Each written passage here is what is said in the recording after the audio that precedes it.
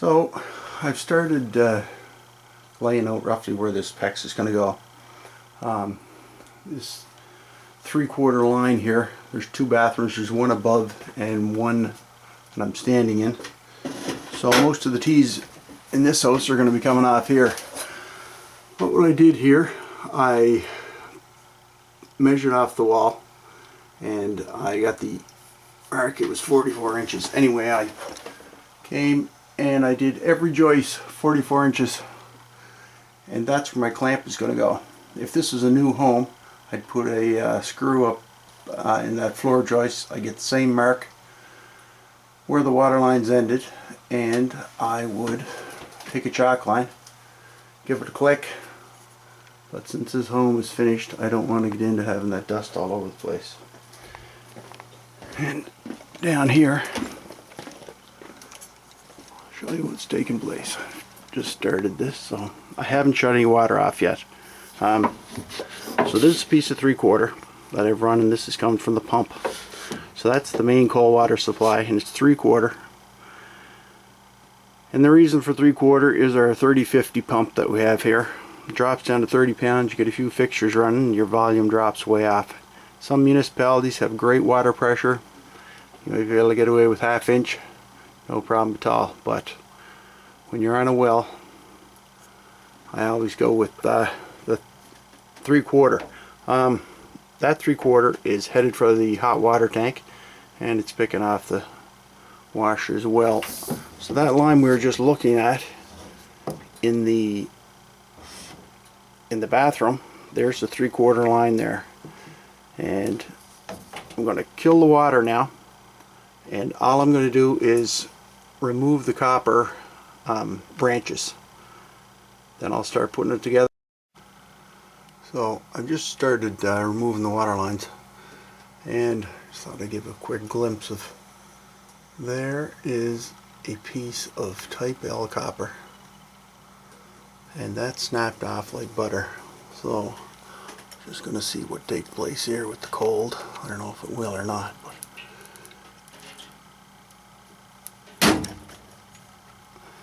yep. And that's a sure sign that when you have to replace your water lines, because copper, for the first number of years when it's new, bends quite easily. But this home had type L in it. It's 25 years old, so that's what took place. So it's going to be easy enough to remove. Anyway, back at it. So I'm going along cutting the branches off, and I'm not worried about the mains. It's strictly the branches, because you want to get the job done, the water back on as quickly as possible.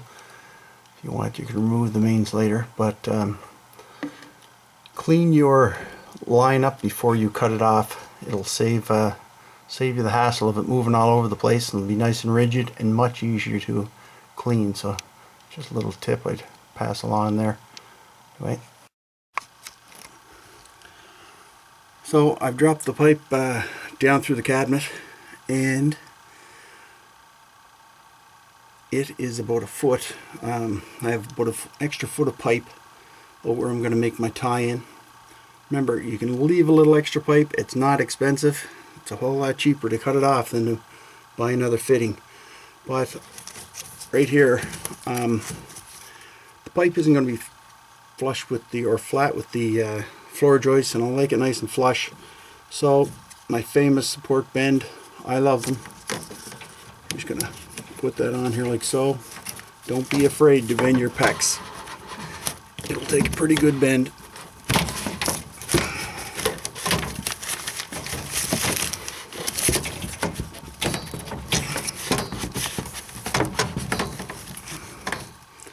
Pipe going up to the floor is nice and square, and now I am going to nail away.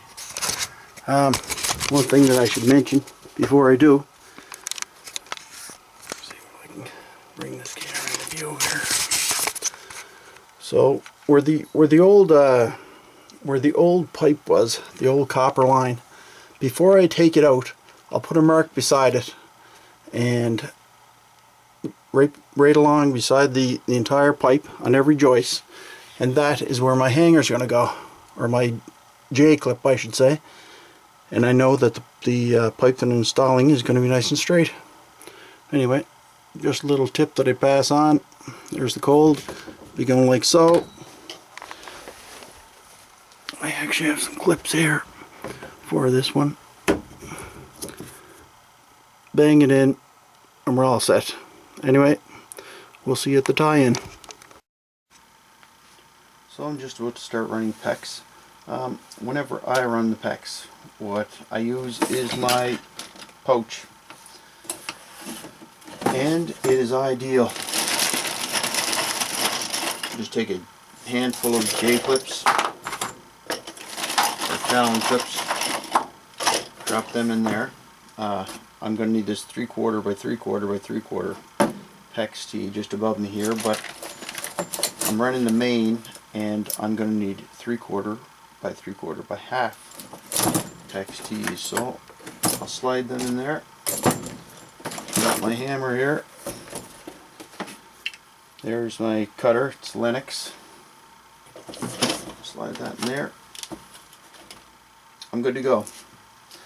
So, one thing about PEX, and this is PEX right, this isn't something that, this isn't the pipe that I would be using, but it's all marked in feet, like this, if you can see that or not. It has 80 pied, which is French for feet, and it's made in Canada, that's why it has the French and the English. But all the PEX that's made, I believe they have a marking on them for how many feet. For example, here's the Riha, 144 feet. So that'll give you a rough idea as to the amount of PEX that you have and the amount that you've used. So let's get started.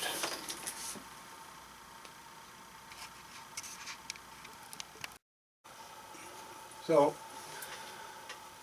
this is a 3/4 from the feeding the hot water tank. This is the 3/4 from the pump, or it would be from your meter, and this is the 3/4 coming like so, that is feeding a number of fixtures in that direction. This 1/2 inch is the coal that we just ran from the kitchen sink. So we're going to put a T on there first, make sure it's in all the way, get it so that it's fairly perpendicular with the joist, and then we'll do a little press.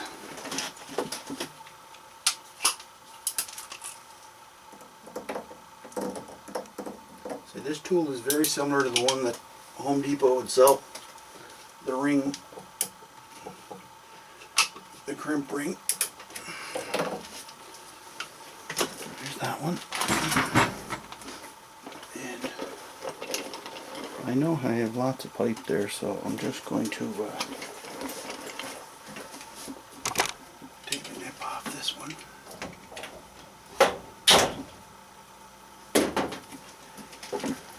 I'll just toss this in here, double check, make sure there's plenty of pipe. Yeah. Okay. Big thing too, get yourself a set of cutters. They are a lifesaver. Alright.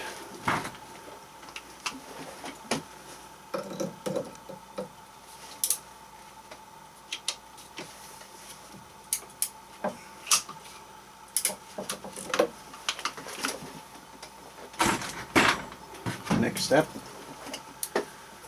we're going to put our T that has a branch coming off it, feeding the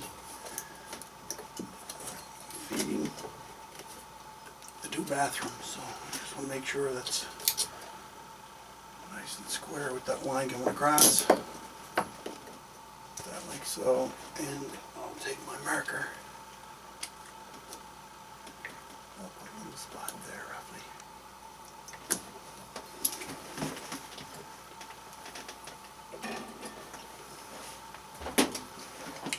Quick clip. You don't want to put your clamp too close to the fitting until you get it crimped. So this one, I'm bringing the, let's see, where's that at? I'm bringing this just across like so. So this one I just want to put it on a little bit of an angle. Just a little bit of an angle, just like that. We'll give that a crimp.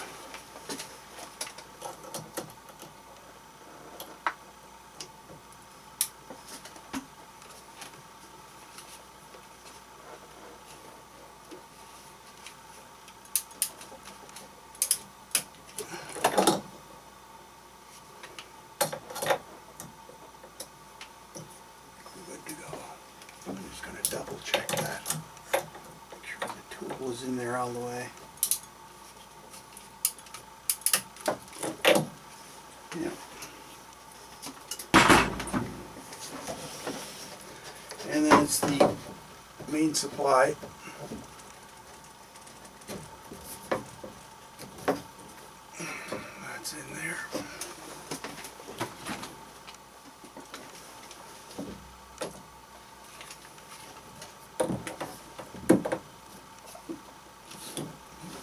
See a little bit better.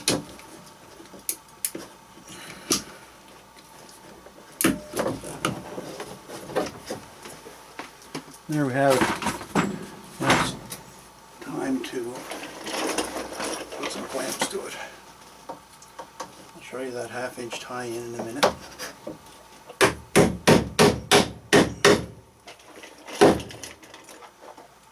Love the J-clamps.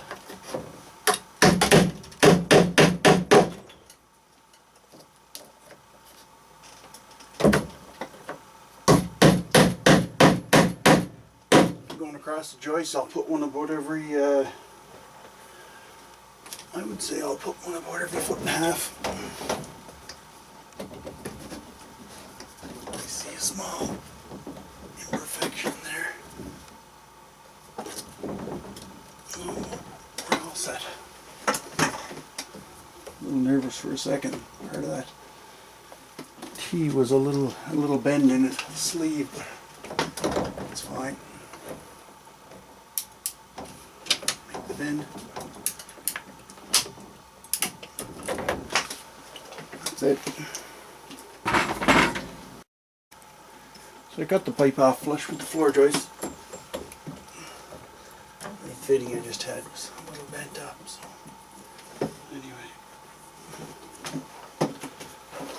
Cutters were my good cutters.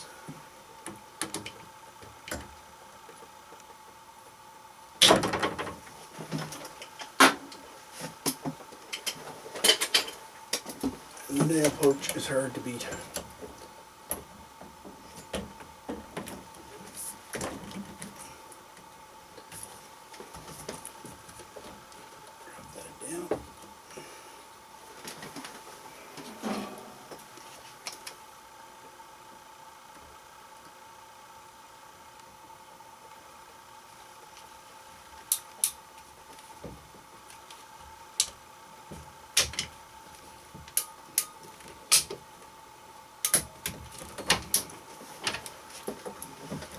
Bottom joint's done.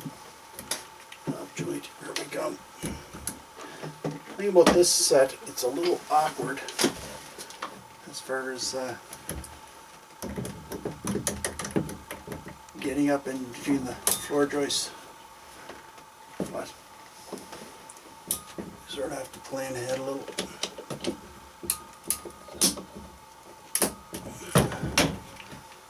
Alright. Now we're headed for the bathroom. I will stick a clamp on there. And I have to pick up another clamp for there.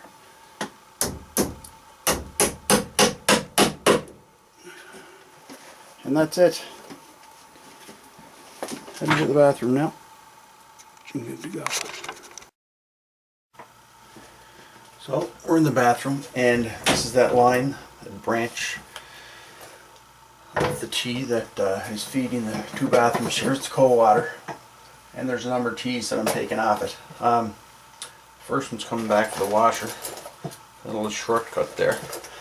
Now, whenever I put a T, I try and keep it as close to the joist as possible.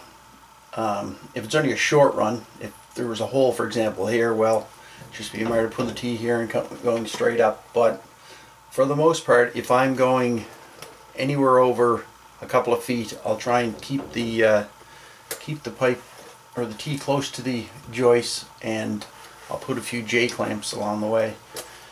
So we'll just move along here, and there's my mark. And there's no reason why PEX can't be installed relatively straight. Do it nice or do it twice.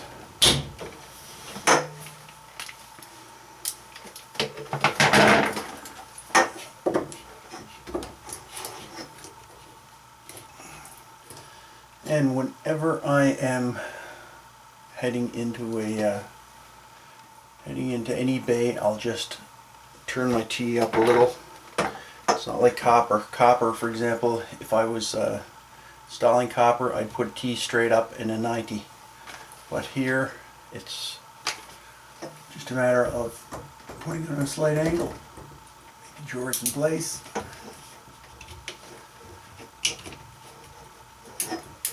By the press. Another one.